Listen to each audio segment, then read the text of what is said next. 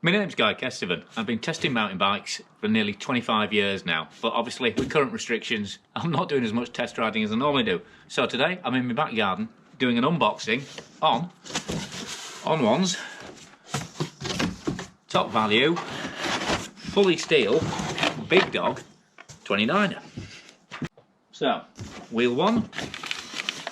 It's one thing I hate, it's staples in boxes. As a bald man reaching into large bike boxes on a regular basis, the injuries I've had from these things are absolutely vile. You know, Planet X bikes are built in the Far East in terms of the frames, but all the bikes themselves are put together by the Planet X crew in Rotherham in Yorkshire. So I'm expecting a top quality bike build here once I've snipped my way through the wrapping. As you can see, it comes nicely wrapped anyway, and obviously the advantage of it coming from Planet X and on one is that they're still operating. I mean, it's a skeleton crew, all the office staff and design team have gone home, they're working from home, but all the bike builders are currently still in there getting people's orders out as best they can. So, as you can see, this is the really bright orange big dog, but they also do a kind of galvanised looking version, which is actually a raw frame with a lacquered finish over the top. Now that will, I mean, if you've watched the boot zipper videos, you'll have seen that, and that will, you know, there's always some degree of moisture sort of caught in it between when they finish making them and when they get the lacquer on there, so it will, you know, rust and degrade a little bit. I mean, personally, I absolutely love the finish. But if you want a, you know, more consistent finish, then definitely go with this painted one.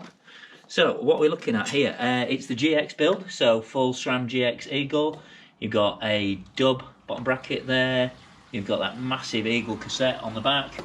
It's an 1150 on there. You can tell it's got the little lock ring on there, so that's actually not a GX cassette. Planet X on one. Although, you know, the prices are absolutely astounding, but you will sometimes find little downgrades on there, so you could probably save a few $100 by going to a lighter cassette if you're massively bothered about weight. But I'm guessing if you're looking at a steel hardtail, you're probably not massively bothered about the overall weight of the thing, because, you know, steel is inevitably a little bit heavier. I mean, they do the Scandal, which is a very similar bike. Same 130mm front end, and similar geometry in alloy if you're wanting something a little bit lighter. Planet X and On One have been known for value since they started, but they've also done some pretty radical things in their time, so they're certainly no strangers to a super short stem and proper 780mm width bar hiding under here. So get the wrapping off. Oh, and by the way, be particularly careful. I mean, always try and recycle any packaging you get your bike stuff in, but be particularly careful with the Planet X stuff, because I know Dave, who set Planet X up, is super conscious about that kind of things. I mean, as you'll see, there's only been one zip tie on this bike so far, because Dave gets really, really upset about zip ties. He finds them very wasteful, and he's, you know, to be fair, he's got a point. Now, where's my 4mm? You know, he has got a point. So I think the lads at Planet X and On One have to bring their own zip ties in if they want to use them. He's, you know, that dedicated to removing the chance of them getting around a seabird's neck or something like that. So yeah, be careful with your recycling. Bars are definitely high rise. Not sure I'm going to get on with them. The grips look good though. The waffle grips look good, and you've actually got a race face lever there for this race face dropper post, so that's why it's got a race face lever. It's got a race face dropper post. So yeah, dropper post is standard. You've got SRAM guide R brakes, and just going back to the contact points here with this bar, when you're speccing your Planet X or your On One, whatever bike you get from them, you can actually choose what bar, what stem length, and even what saddle you want from their buying options on the site. Yeah, that's definitely a higher rise than I'd normally go for, but you know, don't knock it till you've tried it. I know Jim from across the road loves a bit of stack, so maybe I've got some learning to do on that. And yeah, it's all just, you know, like I said, the bikes are all pre-built. in Rotherham before they come to you, so all put together nice little stems, sound, the headset's all well adjusted, brakes are all pre-adjusted. So I'll just take this Maxwell out here, and this fork is, I've actually got much experience on this. It's the new RockShox 35, so 35mm stanchions, same as Pike, Lyric and Yarry, with a, you know, just a slightly simpler. I mean, knowing RockShox, it's just probably just mostly recycled parts in there from slightly older frames. I have a suspicion there's a lot of Pike about this from the feel of it, and then the only obvious kind of physical downgrade is it's got the old style Maxwell with that little slotted receiver on there, and they can get a bit sharp and a bit grumpy if you don't look after them properly. So just, you know, treat that nicely, or it will in there.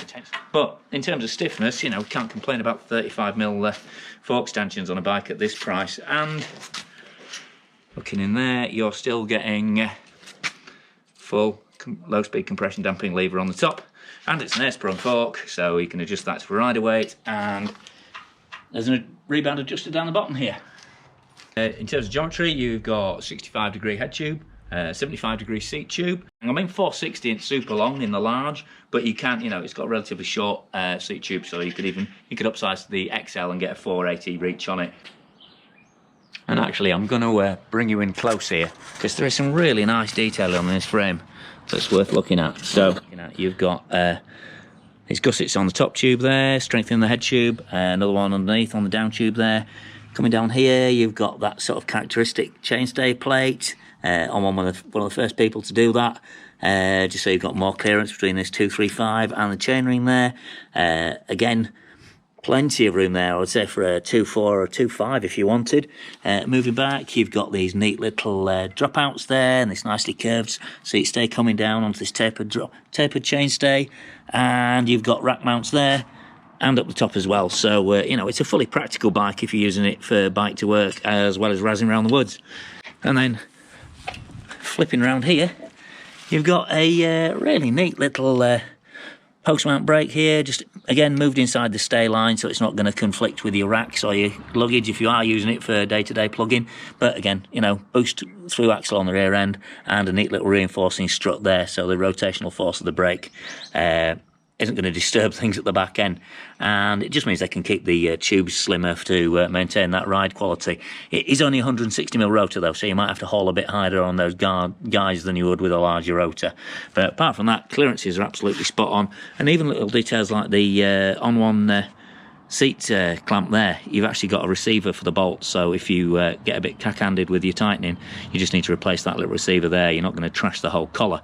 And it comes with this race face dropper post as standard, and decent Celia Italia X3 boost saddle. And of course, to make that dropper post work, you've got a neat little blister here on the seat tube to let the internal cable routing come out, and that's all then fed up the down tube there. Oh, that zip tie needs replacing.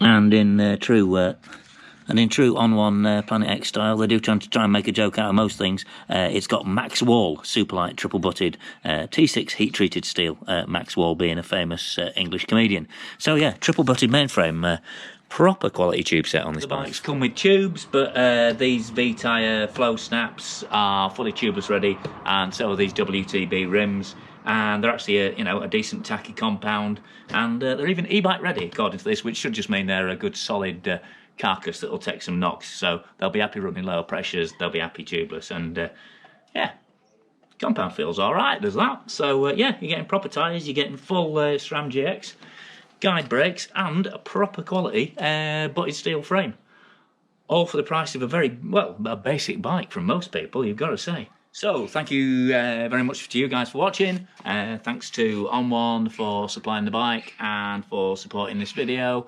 Thanks to Red Bull Spect for the glasses, SRAM for the shirt, Aldi for the trousers, and I think was it Decathlon? It's either Decathlon or a Spanish supermarket for me knockoff Crocs. And if you like what I'm doing, it's a slim chance. I know I'm new to this boxing game. I'm much happier riding a bike than I am just talking about it in my garden.